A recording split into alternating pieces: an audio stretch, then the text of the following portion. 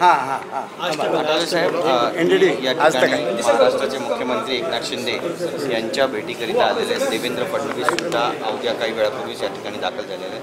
आज पंतप्रधान नरेंद्र मोदी यांची सभा आहे. ही सभा किती भव्य होणार आहे आणि आपल्या समाजाचा किती मोठा सहभाग या सभेमध्ये असेल? तर एक तर आता रिपब्लिकन पार्टी ऑफ इंडिया हा महायुतीसोबत आहे, देश पातळीवर NDA सोबत आहे. माननीय नरेंद्र मोदींच्या नेतृत्वाखाली देश विकासाच्या दिशेनं पुढं भरधावपणे चाललेला आहे आणि डॉक्टर बाबासाहेब आंबेडकरांच्या विचाराशी एकनिष्ठ राहू या देशाचं संविधान मजबूत करण्याचा प्रयत्न नरेंद्र मोदींचा आहे. नरेंद्र मोदी यांनी बाबासाहेबांची अनेक स्मारकाची कामं अपूर्ण केलेली आहे आणि देशाच्या खालच्या घटकाला, खालच्या माणसाला आर्थिक न्याय दिला पाहिजे, सामाजिक न्याय दिला पाहिजे, ही भूमिका त्यांची आहे. त्यामुळे रिपब्लिकन पक्ष देशामध्ये NDA सोबत आणि महाराष्ट्रामध्ये महायुतीसोबत आहे. आज माननीय प्रधानमंत्री नरेंद्र मोदीजी कोल्हापूरसारख्या नगरीमध्ये येत आहे. शाहू नगरी ही अत्यंत परिवर्तनवादी नगरी आहे आणि या शाहू नगरीमध्ये, कोल्हापूर नगरीमध्ये प्रधानमंत्री आज येत आहेत. ही आमच्यासाठी अत्यंत अभिमानाची बाब आहे आणि ही सभा प्रचंड मोठी होणार आहे. त्याच्यामध्ये दलित समाजाचा, रिपब्लिकन पक्षाचाही मोठा सहभाग आहे आणि त्यामुळं आज या ठिकाणी माननीय मुख्यमंत्री एकनाथराव शिंदेजी आलेले आहेत, उपमुख्यमंत्री देवेंद्र फडणवीस आलेले आहेत आणि त्यांना भेटण्यासाठी मी चाललेलो आहे आणि नंतर मी त्या सभेमध्ये जाणार आहे. त्यामुळे एकतर काँग्रेस पक्ष जो आहे, आपल्याला माहीत आहे की श्याम पित्रोदा नावाचे अमेरिकेमधले त्यांचे इंटरनॅशनल काँग्रेस पक्षाचे अध्यक्ष आहे आणि त्यांनी अलीकडेच अशा पद्धतीने स्टेटमेंट केलेलं आहे की मृत्यूनंतर जो वारसा हक्क जो आहे किंवा वारसाचा जो पैसा आहे तो पैसा 55% सरकारच्या खजिन्यामध्ये दिला पाहिजे. मोठ्या काबाड कष्टाने लोक जे असतात, मध्यमवर्गीय असतात, सर्वसामान्य लोक असतात, त्यांची सगळी जी संपत्ती आहे ती संपत्ती 55% म्हणजे सरकारला द्या, अशा पद्धतीची भूमिका त्यांनी घेतलेली आहे. त्याला राहुल गांधींचा पाठिंबा आहे.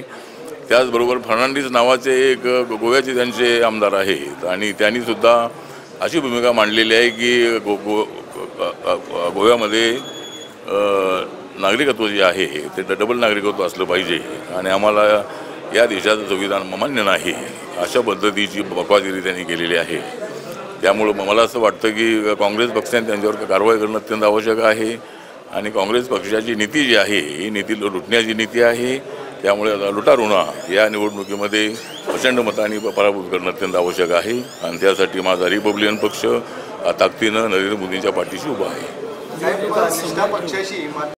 अनेक नेत्यांवरती आले, ज्यामध्ये अनेक महत्त्वाच्या नेत्यांची नाव आहे. निष्ठा एका पक्षाची आहे, मात्र मतदान जे आहे ते दुसऱ्या पक्षाला करायची वेळ जी आहे अनेक नेत्यांवरती आली. ज्यामध्ये मला वाटतं की असं काय कुठं काय थोडी नाराजी असू शकेल. ती नाराजी निवडणुकीमध्ये अनेक लोक उत्सुक असतात.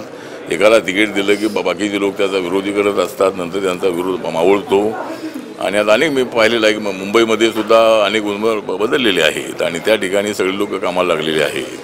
त्यामुळे काय त्या नाराजी असेल, त्या नाराजांना माझं नम्र निवेदन आहे की नरेंद्र मोदींकडे आपण पाहायचं आहे, देशाच्या विकासाकडे आपण पाहायचं आहे. या छोट्या मोठ्या गोष्टी बाजूला ठेवून त्यांनी जो मुख्य उमेदवार आहे, जो आपल्या अधिकृत महायुतीचा उमेदवार आहे, त्याच्या पाठीशी त्यांनी उभं राहणं अत्यंत आवश्यक आहे. गादीची धास्ती घेऊन, कोल्हापूरच्या शाहूंच्या गादीची धास्ती घेऊन मोदींची इथं सभा आयोजित केलेली आहे, अशा पद्धतीची सध्या चर्चा सुरू आहे. शाहूंची जी गादी आहे त्याची धास्ती मोदींनी घेतलेली आहे, म्हणून ही सभा इथं आयोजित केली. मला वाटतं की शाहू महाराजांच्या गादीची धास्ती घेण्याची आवश्यकता नाही आहे. शाहू महाराजांच्या गादीचा आम्हाला अभिमान आहे. या शाहू महाराजांनी जे आरक्षण आहे ते आरक्षण सगळ्या समाजाला देण्याचा निर्णय त्या काळामध्ये घेतलेला होता आणि डॉक्टर बाबासाहेब आंबेडकर आणि राजेश्री शाहू महाराजांचे संबंध अत्यंत जवळचे होते. राजेश्री शाहू महाराजांनी बाबासाहेबांना स्कॉलरशिप दिलेली होती आणि त्यामुळं मला असं वाटतं की त्या गादीला घाबरून या ठिकाणी मोदी येतात त्याचा अजिबात नाही आहे. मोदींना सभा घेण्याचा अधिकार आहे. या ठिकाणी शिवसेनेचे 2 आमदार, 2 आमचे उमेदवार या ठिकाणी आहेत आणि त्या उमेदवारांना निवडून देण्यासाठी मोदी अनेक जिल्ह्यामध्ये फिरत आहे, देशामध्ये फिरत आहे. त्यामुळं शाहूंच्या गादीला घाबरून तिथं आलेले आहेत या आरोपामध्ये बिलकुल तथ्य नाही. थँक्यू.